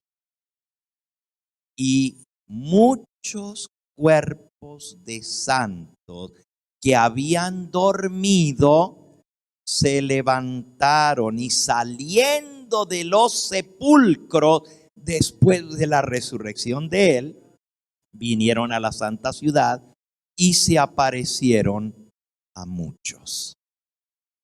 Aquí se nos habla de una resurrección que hubo cuando Cristo resucitó de los muertos. El terremoto que marcó su muerte abrió los sepulcros. Y el terremoto que marcó su resurrección, porque hubo dos terremotos. Uno cuando Él murió y otro cuando Él resucitó. El terremoto, al momento de su muerte, partió las rocas y dejó abiertos los sepulcros. Y el terremoto, en el momento en que Cristo resucitó, echó fuera los cuerpos de muchos que habían dormido y resucitaron saliendo de la tumba al mismo tiempo que Cristo Jesús. Y se aparecieron en medio de la santa ciudad para dar testimonio de la resurrección de Cristo. ¿Quiénes eran estos santos muertos que habían dormido y fueron resucitados con Jesús? Eran santos redimidos. Y por cierto, no resucitaron para volver a morir. Resucitaron para vida eterna. La Biblia dice que cuando Jesús salió de la tumba, sacó de la tumba una multitud de cautivos. Estos que estamos leyendo, muchedumbre, muchos cautivos de la muerte, los resucitó. Y cuando Él ascendió al cielo, dice Efesios capítulo 4 y versículo 10, 9 y 10, llevó cautiva la cautividad al ascender al cielo. Aquellos que habían resucitado se fueron con Él al reino de los cielos, fueron glorificados. La mensajera del Señor nos explica un poquito más sobre esta resurrección especial. En el libro Primeros Escritos, nuevamente, en la página 183, dice así: cuando Jesús, pendiente de la cruz, exclamó consumado es, las peñas se hendieron Tembló la tierra y se abrieron muchas tumbas. Al resurgir el triunfante de la muerte y del sepulcro, mientras la tierra se tambaleaba y los fulgores del cielo brillaban sobre el sagrado lugar, algunos de los justos muertos, obedientes a su mandato, a su llamamiento, salieron de los sepulcros como testigos de que Cristo había resucitado. Aquellos favorecidos santos salieron glorificados. ¿Quiénes eran? Eran santos, escogidos de todas las épocas. Escuchen ahora. Desde la época de la creación hasta los días de Cristo. De modo que mientras los príncipes judíos procuraban ocultar la resurrección de Cristo, Dios hizo levantar de sus tumbas cierto número de santos para atestiguar que Jesús había resucitado y proclamar su gloria. Los resucitados diferían en estatura y aspecto. Vean qué interesante. Pues unos eran de más noble continente que otros. Se me informó que los habitantes de la tierra habían ido degenerando con el tiempo, perdiendo fuerza, vigor, donaire y tamaño. Satanás tiene el dominio de las enfermedades y la muerte. Y en cada época los efectos de la maldición se han hecho más visibles y más evidente el poderío de Satanás. Los que habían vivido en los días de Noé y Abraham parecían ángeles por su estatura, por su gallardía y su aspecto. Pero los de cada generación sucesiva habían resultado más débiles, más sujetos a las enfermedades y de vida más corta, porque Satanás ha ido aprendiendo a molestar y debilitar la raza. Fíjense que estos que resucitaron eran de todas las épocas. Desde la época de la creación allá de Adán y Eva y sus descendientes como Noé, pero también a lo largo de los siglos hasta los días de Cristo. Pero dice que diferían de tamaño. Unos eran bien altos, grandotes. ¿Alguno de ustedes sabe cuánto medía Adán cuando Dios lo creó? ¿Sí saben cuánto medía Adán?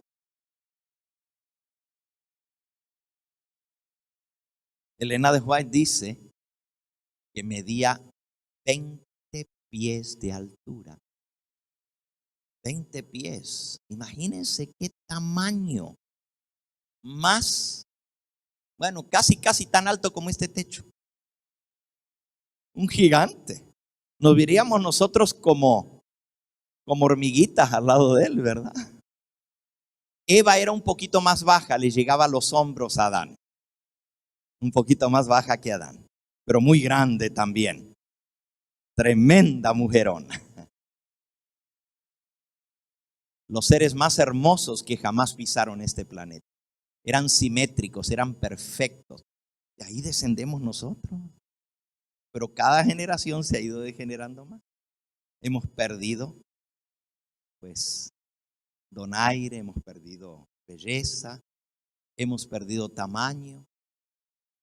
Dice aquí, vi que Satanás tenía el dominio de las enfermedades y la muerte, y en cada época los efectos de la maldición que había hecho más visible y más evidente el poderío de Satanás.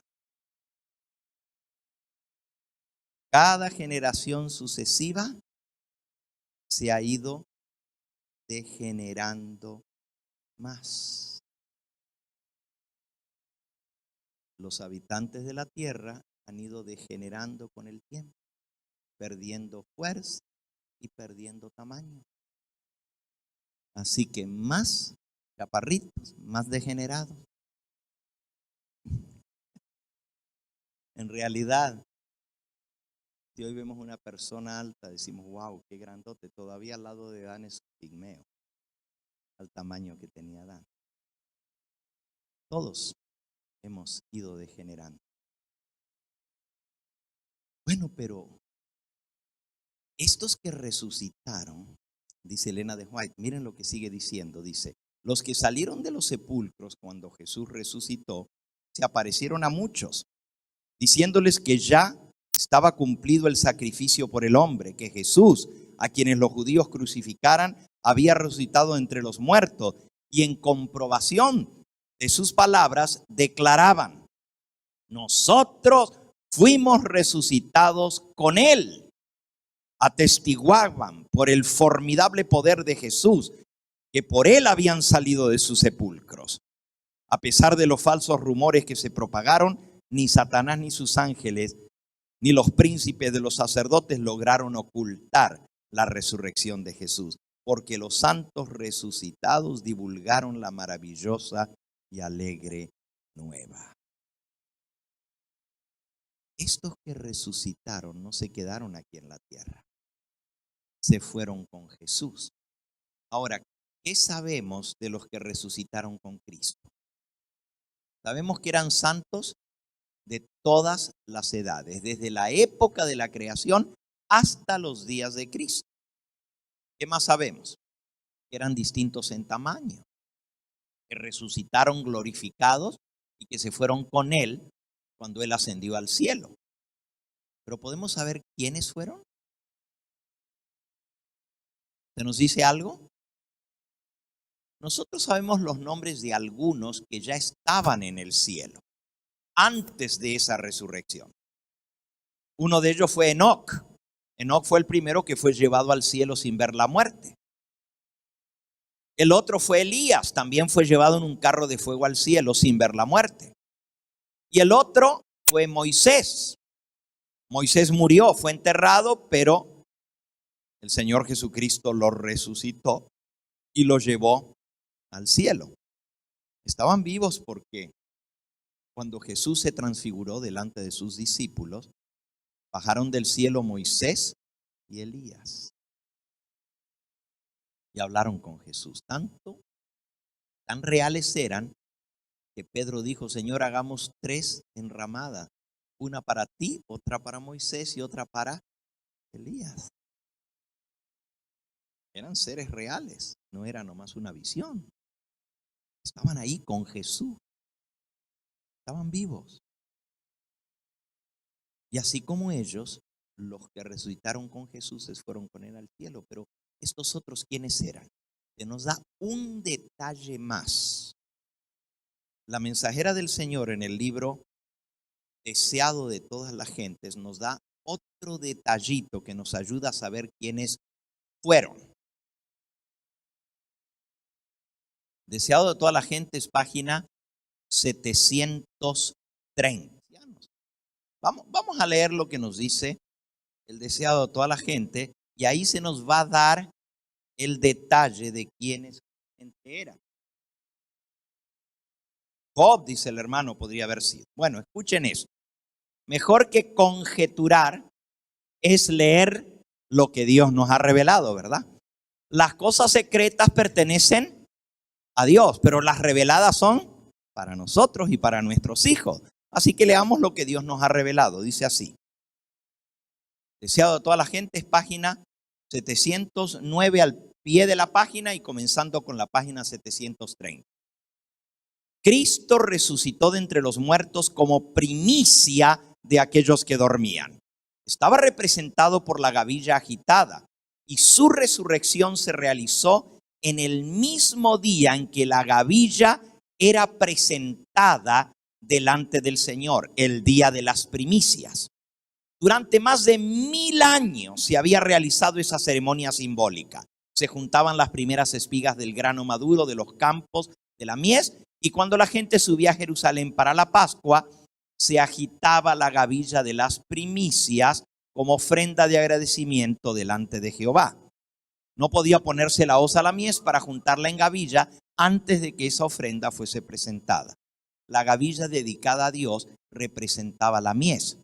Ahora dice, así también Cristo, las primicias, representaba la gran mies espiritual que ha de ser juntada para el reino de Dios. Su resurrección es símbolo y garantía de la resurrección de todos los justos muertos. Y ahora viene. Al resucitar Cristo, sacó de la tumba una multitud de cautivos. ¿Cuántos fueron?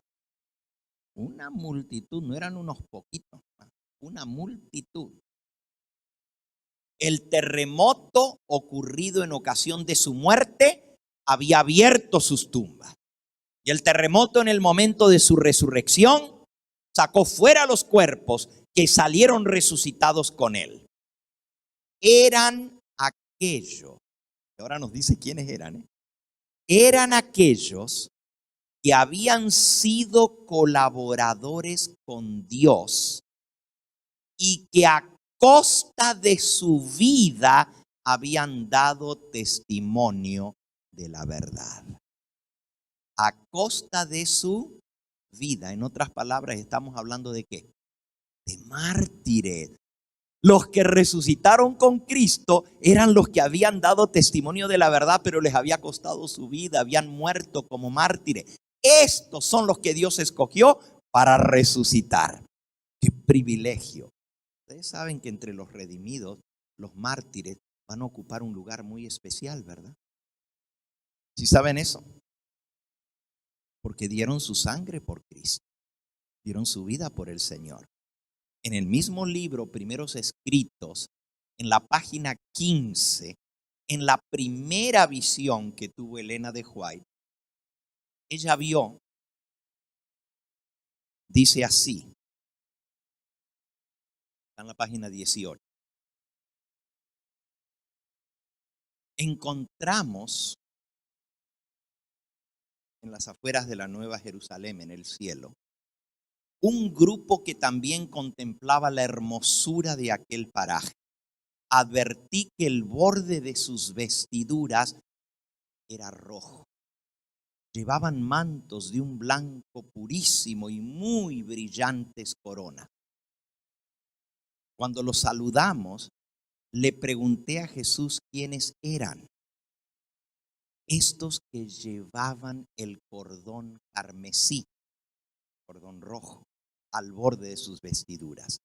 Y me respondió que eran mártires que habían sido muertos por su nombre. Los mártires por toda la eternidad van a llevar en el borde de sus vestidos blancos purísimos un cordón de color rojo que representa de que son los que dieron su vida por Cristo Jesús. Por eso el Señor, cuando Él resucitó, se llevó con Él a todos los que habían dado su vida por Él. Desde los días de Adán hasta los días de Cristo. Ahora, de los días de Cristo, ¿quién es el único mártir que menciona el Nuevo Testamento? No, Esteban todavía no había muerto cuando Jesús resucitó. Esteban murió más adelante. Pero cuando Cristo resucitó de los muertos, ¿quién era el que había sido asesinado y decapitado por predicar la verdad? Juan el Bautista. Y si dice la mensajera del Señor que resucitaron algunos hasta los días de Cristo y que eran los mártires los que Él resucitó, pues lo más seguro es que Juan el Bautista fue uno de los que resucitaron. El primer mártir que menciona la Biblia fue Abel. Puede ser que Abel haya resucitado. Pero los mártires fueron los que resucitaron. No dice que fueron todos los mártires. Dice que fueron santos escogidos, pero sí nos dice que todos eran mártires.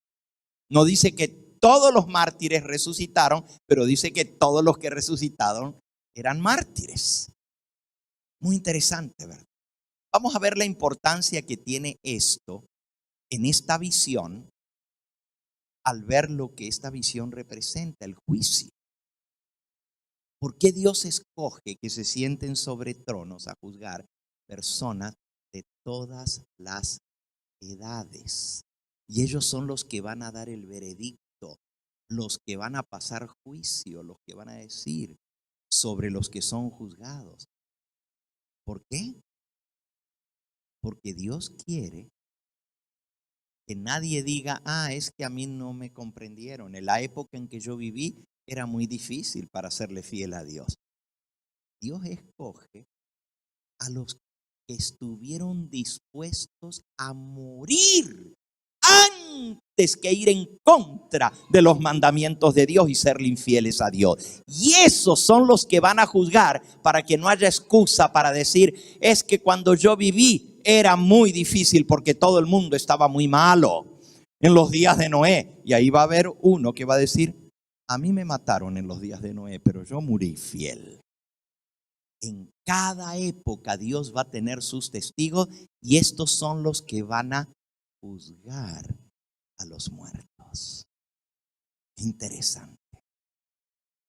Bueno, el tiempo se nos fue. Quería hablar de otros seres que están en torno al trono. Ya no me va a dar tiempo en esta hora. Nomás les leo el versículo y esta tarde seguimos por allí. Esto sí les va a interesar, porque es algo que no se escucha hablar mucho y es un poquito fuera de lo común lo que vamos a leer. Vamos de vuelta a Apocalipsis 4 nomás. Vamos a leer el versículo y ahí lo dejamos pendiente para el tema de esta tarde. Dice el versículo 5. Del trono salían relámpagos y truenos y voces. Apocalipsis 4:5. Y delante del trono ardían las 7 lámparas de fuego, las cuales son los 7 espíritus de Dios. Y delante del trono había como un mar de vidrio semejante al cristal. Y junto al trono y alrededor del trono, 4 seres vivientes, llenos de ojos, delante y detrás. El primer ser viviente era semejante a un león. El segundo era semejante a un becerro. El tercero tenía rostro como de hombre. Y el cuarto era semejante a un águila volando. Y los 4 seres vivientes tenían cada uno 6 alas. Y alrededor y por dentro estaban llenos de ojos. Y no cesaban día y noche de decir, Santo, Santo, Santo es el Señor Dios Todopoderoso, el que era, el que es y el que ha de venir. Y siempre que aquellos seres vivientes dan gloria y honra y acción de gracias al que está sentado en el trono, el que vive por los siglos de los siglos, los 24 ancianos se postran delante del que está sentado en el trono y adoran al que vive por los siglos de los siglos, y echan sus coronas delante del trono diciendo, Señor, digno eres de recibir la gloria y la honra y el poder, porque tú creaste todas las cosas y por tu voluntad existen y fueron creadas. ¿Quiénes son estos 4 seres vivientes, todos cubiertos de ojos, que tienen 6 alas? Uno tiene cabeza de león, otro tiene cara de becerro, otro tiene cara de hombre y otro tiene cara de águila. Y están continuamente en torno al trono de Dios, los más cerquita al trono. Y no cesan de decir día y noche, Santo, Santo, Santo es el Señor Dios Todopoderoso. ¿Quiénes son? ¿Qué representa esto?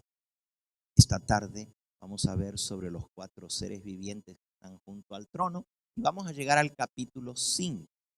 Y miren lo que dice el versículo 1 del capítulo 5. Y vi en la mano derecha del que estaba sentado en el trono un libro escrito por dentro y por fuera, sellado con 7 sellos. Y vio un ángel fuerte que pregonaba a gran voz: ¿quién es digno de abrir el libro y de desatar sus sellos? Y ninguno, ni en el cielo, ni en la tierra, ni debajo de la tierra, podía abrir el libro ni aún mirarlo. Y dice Juan, versículo 4, y yo lloraba mucho, porque no se había hallado a ninguno digno de abrir el libro, ni de leerlo, ni de mirarlo. Y uno de los ancianos me dijo: no llores. He aquí que el león de la tribu de Judá, la raíz de David, ha vencido para abrir el libro y desatar sus 7 sellos. Y miré y vi en medio del trono y de los 4 seres vivientes y en medio de los ancianos estaba en pie un cordero como inmolado, que tenía 7 cuernos y 7 ojos, los cuales son los 7 espíritus de Dios enviados por toda la tierra.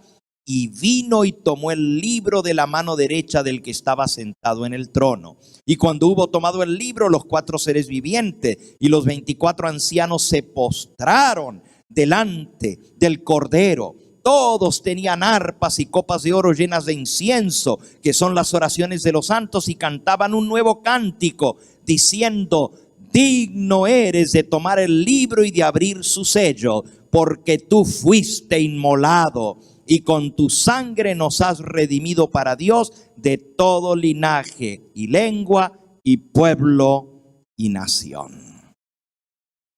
Qué tremenda escena cuando todos en el cielo y en la tierra, porque los versículos que siguen fueron nuestra lectura bíblica, el versículo 10 al 14, todos los seres que están en el cielo, que son millones de millones, un río de fuego se miraba, porque los seres parecen como fuego, están ardiendo en la presencia de Dios. Todos se postraron, hermanos. Los ángeles de Dios, cuando adoran a Dios, se postran de rodillas. Los redimidos que están en el cielo, cuando adoran a Dios, se postran de rodillas delante del que está sentado en el trono. Y nosotros, seres mortales, pecadores, ¿seremos capaces de hablarle a Dios de pie como si fuéramos iguales que Él? Por eso, cuando adoramos a Dios, oh, Dios escucha la oración donde quiera que estemos. Podemos estar hundiéndonos como Pedro, y si le clamamos y decimos: Señor, sálvame, Él nos escucha. Pero cuando le adoramos, cuando venimos a su casa a cantarle, a honrarle, a adorarle, la manera correcta de hacerlo es postrados de rodillas ante su presencia. Y esta tarde vamos a ver cuán importante es la escena del juicio, cuando el Cordero abre el libro con 7 sellos. Eso tiene que ver con el juicio que se está celebrando en el cielo. ¿Qué son los 7 sellos que se abren? Esta tarde lo vamos a estudiar.